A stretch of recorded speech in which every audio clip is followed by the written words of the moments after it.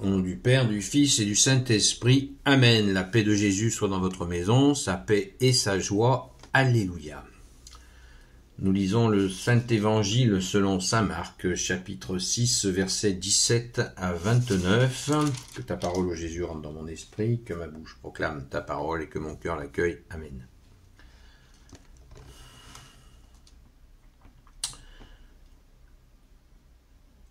Donc, chapitre 6, versets 17 à 29. La mort de Jean-Baptiste.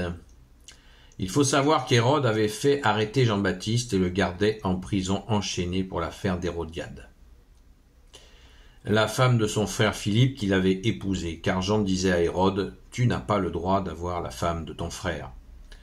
Hérodiade lui en voulait terriblement. Elle voulait le tuer, mais elle ne pouvait pas, car Hérode respectait Jean. Il savait que c'était un homme juste et droit, et il le protégeait. Quand il l'écoutait, il ne savait plus que faire. Cependant, il l'entendait volontiers. Un jour, pourtant, se présenta une occasion favorable. Hérode avait offert un festin à ses ministres, et à ses officiers et aux notables de Galilée. À l'occasion de son anniversaire, la fille de cette Hérodiade entra pour danser, et elle captiva Hérode comme ses invités. Le roi dit alors à la jeune fille « Demande-moi ce que tu veux, je te le donnerai. » Et lui fait ce serment « Demande-moi si tu veux la moitié de mon royaume, je te le donnerai. » Aussitôt la fille sort et dit à sa mère « Qu'est-ce que je demande ?» La mère répond « La tête de Jean-Baptiste. » Vite, elle revient auprès du roi et présente sa demande. « Je veux que tu me donnes tout de suite sur un plat la tête de Jean-Baptiste. » Le roi en est très contrarié, mais il a fait un serment et les invités du banquet en sont témoins. Ainsi ne veut-il pas lui refuser. Sur le champ, il envoie un garde avec l'ordre d'apporter la tête de Jean, et le garde va le décapiter dans la prison. Il rapporte sa tête sur un plat et la donne à la jeune fille. Et la jeune fille le donne à sa mère. Lorsque les disciples de Jean apprirent la chose, ils vinrent recueillir ses restes et les déposèrent dans une tombe. Waouh! Je suis toujours très peiné d'entendre ce récit, car il y a tout un contexte de cette explication, mais le pire, c'est de réaliser la perfidie humaine qui n'a pas de limite, qui n'a pas de retenue.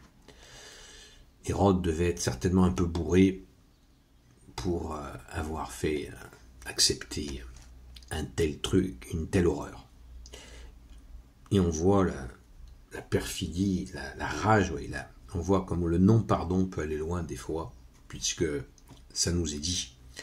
Donc Hérodiade était la femme du frère d'Hérode. Et bien sûr, ils étaient ensemble. Et Jean-Baptiste lui avait dit que c'était pas possible qu'il franchissait une ligne rouge de la loi. Et ça s'est terminé comme ça. C'est absolument effrayant. Alors, on pourrait broder des heures sur la perfidie humaine. Je pense que là, il y a quand même vous voyez, quand, bien-aimé Jésus, tu nous dis « Soyez prudents comme le serpent et simples comme la colombe. » Car la perfidie, on ne peut pas imaginer. Personnellement, j'ai été confronté à la perfidie. Et je peux vous dire que quand vous réalisez le machiavélisme des gens qui pratiquent la perfidie, vous tombez presque par terre. Tellement c'est odieux. C'est odieux. Alors, un bon conseil, soyons prudents, comme nous l'a dit notre bien-aimé Jésus. La perfidie n'a aucune limite. Aucune limite. Maintenant, parlons de Saint Jean-Baptiste et honorons ce dernier prophète qui fait la jonction entre l'Ancien et le Nouveau Testament, et réalisons, en écoutant la fin, lorsque les disciples de Jean-Baptiste apprirent la chose, quand les disciples de Jean apprirent la chose, ils vinrent recueillir ses restes et les déposèrent dans une tombe. Donc, comme on nous présente souvent un peu d'une façon mythique, Saint Jean-Baptiste au désert, dans le Jourdain, au bord du Jourdain, qui baptisait. On nous dit qu'il mangeait, il était vêtu avec une peau de bête et qu'il mangeait des sauterelles et du miel de rocher. On le voit comme un homme seul, un ermite. Eh bien, il avait des disciples, Saint Jean-Baptiste. Et il en avait 2 illustres qui étaient les 2 premiers apôtres de Jésus, Saint André et Saint Pierre. Pas moins, les amis. Et il en avait bien d'autres. Et ce qui ne nous est pas dit là, c'est que les disciples de Saint Jean-Baptiste ont naturellement rejoint Jésus, le roi de gloire, le Dieu de nos vies. Car Saint Jean-Baptiste, certains l'avaient pris pour le Messie. Il s'en était défendu en disant « Je ne suis pas l'époux, je suis l'ami de l'époux, et ma joie est complète, et personne ne pourra m'enlever la joie d'être l'ami de l'époux. » Saint Jean-Baptiste est le cousin de Jésus. Donc il y a une proximité, rappelons-nous de la visite de la Vierge Marie à Sainte Élisabeth, où les 2 bébés dans le ventre de leur mère réciproque se sont reconnus. Enfin, c'est surtout Saint Jean-Baptiste qui a tressailli en sentant la présence du Messie, qu'il allait annoncer, dont il allait préparer les chemins, comme dit le psaume. C'est beau, c'est beau. Donc, rendons grâce, les amis, rendons grâce, car Saint Jean-Baptiste a fait un travail extraordinaire de charnière entre l'Ancien et le Nouveau Testament, entre l'Ancienne Alliance et la Nouvelle.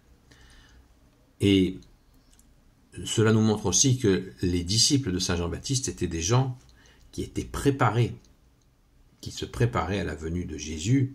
C'était dans leur réflexion d'hommes de foi. Ça a beau être pour certains d'entre eux, comme Saint André et Saint Pierre, étaient des pécheurs, mais ça ne les empêchait pas de connaître l'Écriture et de la pratiquer aussi. Merci Jésus, c'est extrêmement important à le prendre en compte. Vous voyez, la continuité a même été jusqu'à ce que les disciples de Saint Jean-Baptiste ont suivi Jésus. Tout est accompli comme dit notre bien-aimé Jésus. Alléluia. Gloire au Père, au Fils et au Saint-Esprit, maintenant et toujours et pour l'éternité. Amen. Ô Jésus, toi qui peux tout et qui portes tout, toi le Sauveur, toi l'Emmanuel, je te confie toutes celles et ceux qui regarderont cette vidéo, ainsi que leurs proches, selon ta seule volonté, ô Jésus. Sainte Marie, Reine des cieux, toi l'Immaculée Conception, toi qui écrases le serpent, toi qui es la lune sous tes pas, toi notre Mère, Notre-Dame, Saint Joseph, toi le juste et le saint, toi le sage, toi la terreur des démons, toi le saint gardien de la Sainte Église catholique apostolique, Sainte Marie-Madeleine, notre chère sainte patronne, et vous, tous les saints et saintes, amis de Jésus, Saint Michel Archange, Saint Gabriel Archange, Saint Raphaël Archange, et vous, et vous, tous les saints et saintes, amis de Jésus, Saint Michel Archange, Saint Gabriel Archange, et vous, tous les anges qui te servent, ô Jésus, je vous confie toutes celles et ceux qui regarderont cette vidéo, ainsi que leurs proches, selon ta seule volonté, ô Jésus. La paix de Jésus soit dans votre maison. Je vous dis à ce soir sur la chaîne Seul Jésus Sauve sur TikTok à partir de 20h et jusqu'à 22h. À très vite. Attention à la perfidie, les amis.